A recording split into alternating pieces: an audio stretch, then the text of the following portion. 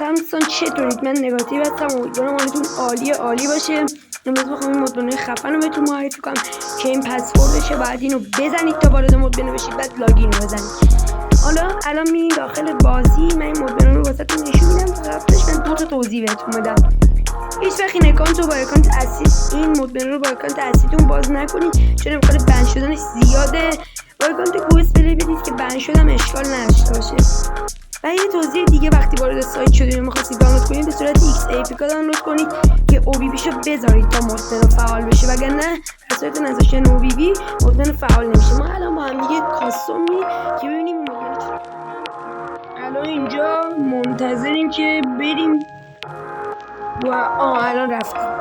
مدبن اونجا هنوز واسه من آیکونش هستش، چیتا خودش فعال هستش. بریم پایین. اینا لاین میگیره، خودش هدشات میزنه. نیاز نیست کاری انجام بدیم زیاد.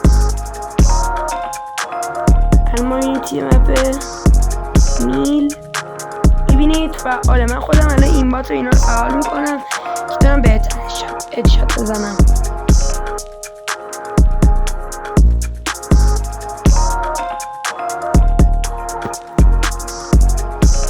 از اینجا داره لاین میگیره.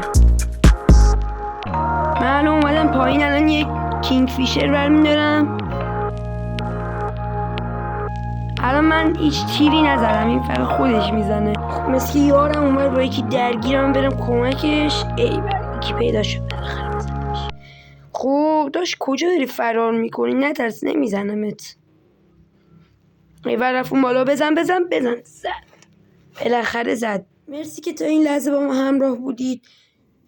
ریدیم کد رو واسهتون داخل ویدیو گذاشتم. هر کی اولین نفر زد مبارکش باشه. ما هر روز ویدیو آپلود میکنیم، واسهتون ویدیو خفن میذاریم. شما لذت ببرید. لایک و سابسکرایب چنل منم فراموش نشه.